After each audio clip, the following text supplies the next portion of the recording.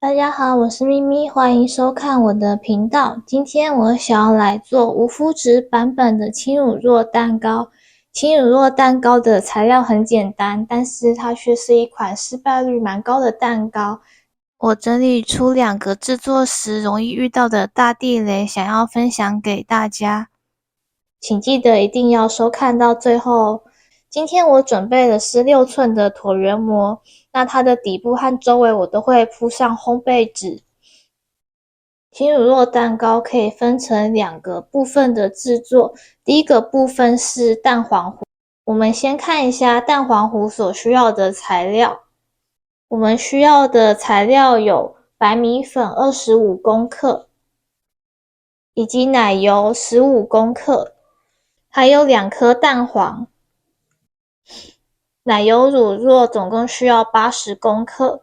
我们需要先准备一锅烧开的水，把奶油乳酪隔水加热，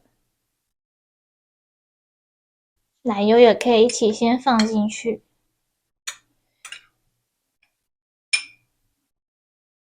需要把奶油跟奶油乳酪隔水加热至质地均匀滑顺。等到我们隔水加热完之后，这锅热水记得放在炉子上面继续用小火保温。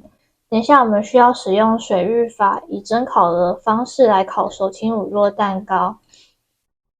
像现在这样子，奶油乳酪已经充分的融化，没有颗粒，我们就可以拿起来了。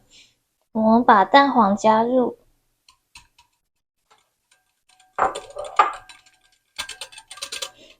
搅匀之后再把米粉一次加入。蛋黄霜的浓度调配就是第一个容易踩到的地雷。我们的蛋黄霜不可以太稀，也不可以太稠，必须尽量接近蛋白霜的质地。我们需要的稠度是像做戚风蛋糕的蛋黄糊的稠度。由于轻乳酪蛋糕它的油水比例较高，所以需要非常的注意蛋黄糊和蛋白霜的浓稠度要尽量的接近，才不会两者混合的时候容易造成消泡。那现在这样子滑过去有纹路感，滴下来的时候它是有点浓稠，不是很稀的状态就可以了。我们先把它放到一旁。由于奶油乳酪冷却的时候会再更稠一点，如果等到要两者混匀的时候，你发现它太稠的话，再加入一些牛奶做调整。那如果在这个过程中，你觉得你的蛋黄糊它太稀的话，也可以再加一点点的米粉。下一步来打蛋白霜。在打蛋白霜之前，我们可以先把烤箱预热。这一步我们需要冰过的蛋白，总共需要2颗，以及细砂糖，总共需要22公克。另外，我会在蛋白霜里面再加1小匙的白醋，可以帮助蛋白打发。那先把1小匙的白醋加入，我们先用低速打到有大的鱼眼泡泡，再加入砂糖。像这样子有大泡泡的状态，砂糖一次的加入，先用低速把糖混匀，混匀之后再用中速来打发。那这一步的话是第2个容易踩到的地雷，蛋白霜的质地。今天的蛋白霜我们需要打到湿性发泡，它蛋白霜不是打得越硬的话，它的支撑度就会越好。像是这次的蛋糕，如果打成硬性发泡的话，蛋白很容易因为和蛋白霜的质地相差太多，不容易翻拌均匀，导致消泡。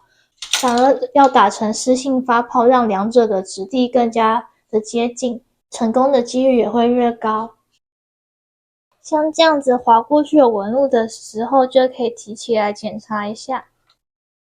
像这样子有弯钩垂下来，就是湿性发泡。取出刚刚的蛋黄糊，再稍微的搅拌检查一下。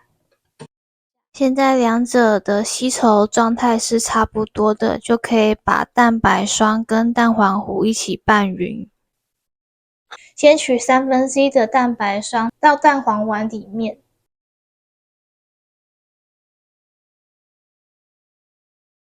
大致拌匀之后再倒回蛋白碗里。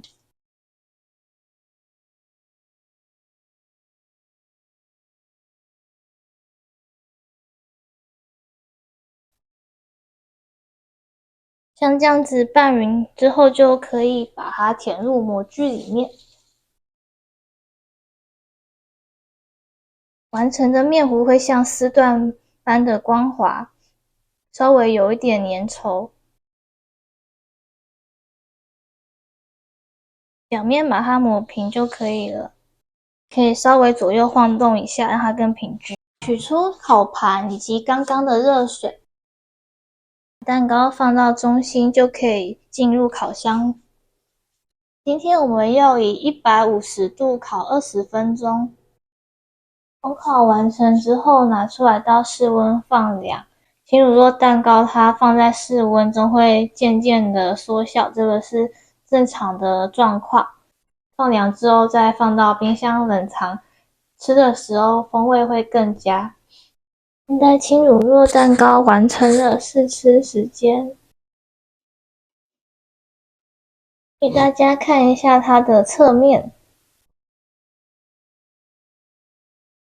侧面的话孔洞是很小的，压起来非常的 Q 弹。压下去会慢慢的再回汤上来。吃起来是非常绵密又松软的起司蛋糕。如果你也喜欢这种轻盈口感的起司蛋糕，欢迎一起来试做看看哦。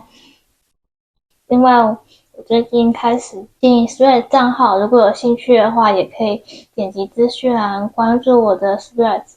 如果你也喜欢五夫子点心的制作影片的话，欢迎点击我的头像观看更多的影片内容。我们下期见，拜拜。